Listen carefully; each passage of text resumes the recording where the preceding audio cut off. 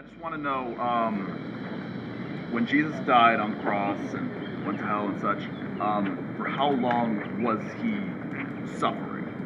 I do not know. Okay. So then, another question.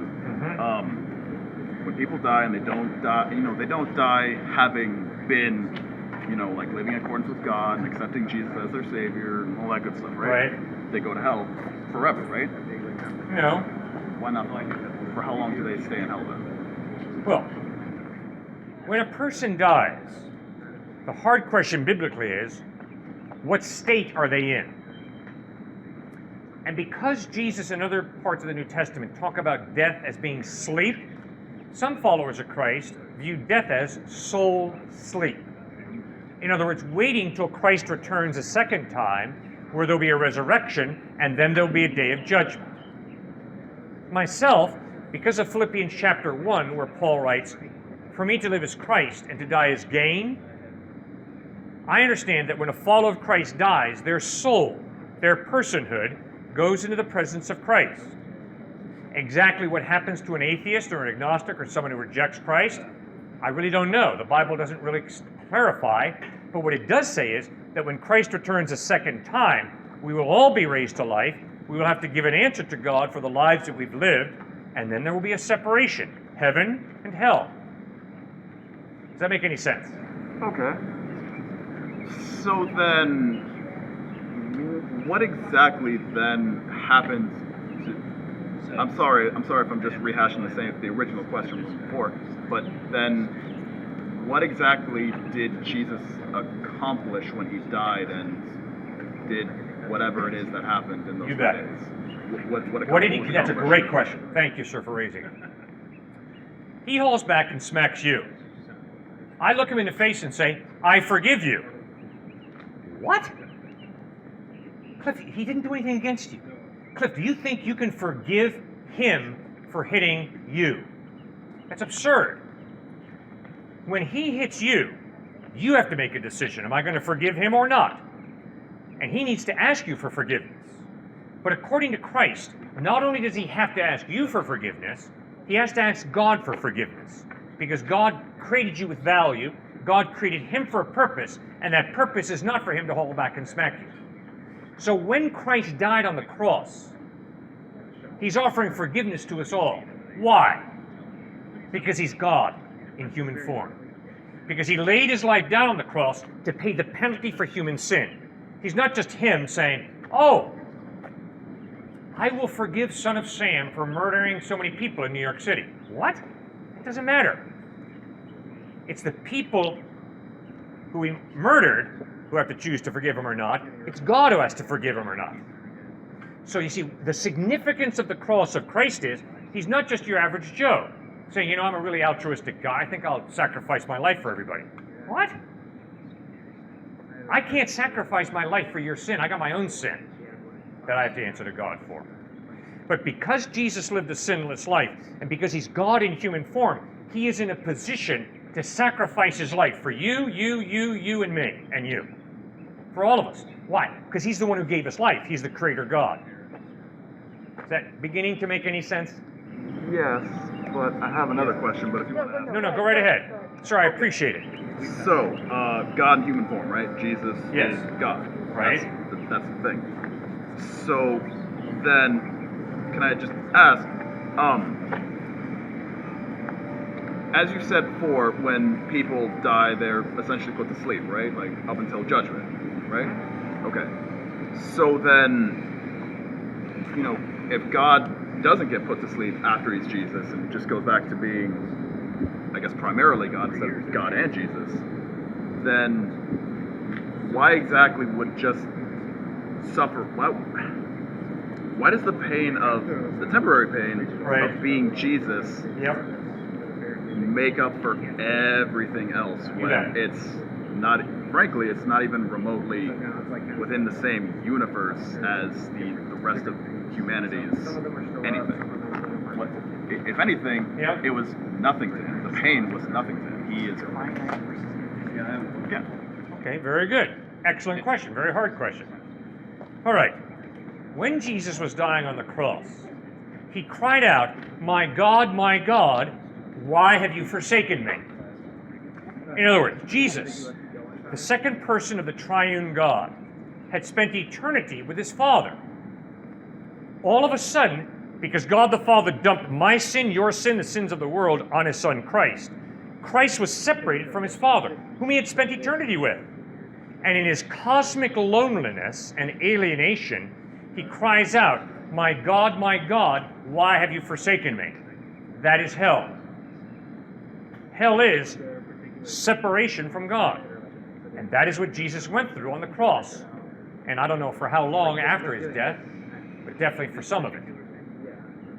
Now, the crux of the answer to your question is, because of who Jesus is, God in human form, he is capable of laying his life down because he's the just judge of the universe, to pay the penalty for your sin and for my sin, for everybody's sin. Okay, what have I not answered? It's a great question you're raising. Okay. Okay. So then this actually brings up another question. Yeah. Second coming, right? Of Jesus, he's going to Yes. come back an unknown time in the future Right. to bring us all back to life, right? Everyone that's died, put to sleep, everything, right? Yeah. And judge us. So then, where is he now, if not with God? He is Or with he God, Oh, he is. the Father. Okay. Jesus is definitely with God the Father. Okay. He rose from the dead, ascended to heaven, which is basically another way of saying life in another dimension. Heaven is not 1 million miles out that way or 10 million miles out that way, right? Heaven probably is life in another dimension. So then he's back with it. He's with his Father, correct? Okay. So they're back to being one of the. Yes. Okay. The Correct. Trinity, yes. So then, how does the okay, any amount of time we could ever possibly comprehend Right. is nothing compared to eternity, right? Correct. Zero, nothing, less than nothing, right? Well, no, not exactly, but Still, pretty minuscule. compared to infinity, Right. any number we have is nothing. So then, that would have to mean for a finite amount of time, no matter how long that time was, he was still separated from God for a countable amount of time, right? In some regard, right? Yes. Wherever it is, Yes. that was he was when it was happening. That's right. So then, how exactly is that finite amount of separation from God comparable to the infinite separation from God that everyone else that isn't in accordance with his laws experience? How's that fair? How's that fair? How's that fair? Okay, it's fair because God has given you and all of us great dignity, rational minds, consciences, an innate drive to know God, to study anthropology. Every culture around the world has some type of religion. So we as human beings have this God-shaped vacuum at the center of our being, a God-shaped hole.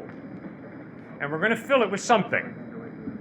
And if we fill it with something other than God, we're choosing to live our life separate from God. And what Christ is saying is, you are so significant, your decisions matter. Because you have a free will, there are consequences to your decisions. Decide carefully, decide wisely. Because the decisions that we make in this life have eternal ramifications. That's the point. The point is not quid pro quo. The point is, God has given you so much dignity, so much responsibility, so many gifts, and He's revealed Himself so clearly that you are responsible in this life to decide where you want to spend eternity. So then, might I ask further, as you said, He revealed Himself very clearly back then, right? Today, How today? I don't think you have to have too much common sense to realize that there's some type of creator. Could you give me an example of this? Sure. You and I come around a bend in the Dakotas, And all of a sudden, you and I are looking up at Mount Rushmore. And I turn to you and say, wow, look what the water did. Gosh, that's George Washington up there. Man, oh man, there's Abraham Lincoln next to him. And by golly, if it ain't old Teddy Rough Rider Roosevelt.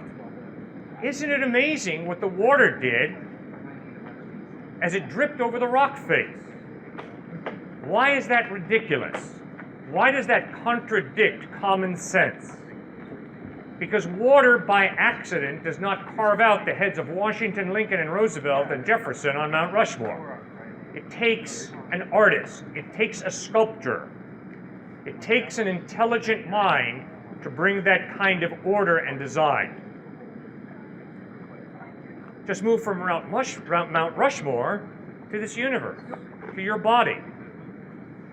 There is so much intricate design in your body that for you to say it's ultimately a cosmic accident is you parting company with common sense.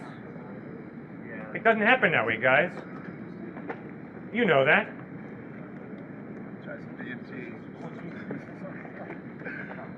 Does that make sense? Yeah, kind of, because, I mean, well, if you look at it as everything's a cosmic accident, that it would sound ridiculous if you phrase it like that. However, scientists can and have, like, looked at how the body works, right? Yes. Traced it backwards and seen, oh, okay, so it works by all these things that just help it be. They can explain not every single thing just yet, but they're explaining things, as time goes on, as science goes on. So, I mean, they're seeing how these things could have happened from prior circumstances, how they could have formed in accordance with just the world around it. Sure. Where is the creative mechanism in chemistry? Sir, there is none. Biology and chemistry are tremendous studies of process. That's all it is, guys. There is no biologist who's being honest who's going to say, oh, we know what the creative mechanism is behind the process. And let me give you a hint why your statement. Well, we don't know it now, but we're going to know it in the future. Let me tell you why that's wrong. Because the question of God is not a scientific question. It's a philosophical question. And that is why the idea that, oh, science is going to show us that there is no God, and that we just come about by chance, it's impossible. Because the scientific process is a study of process, not a study of the creative mechanism. Because there's no way that you can study the creative mechanism scientifically.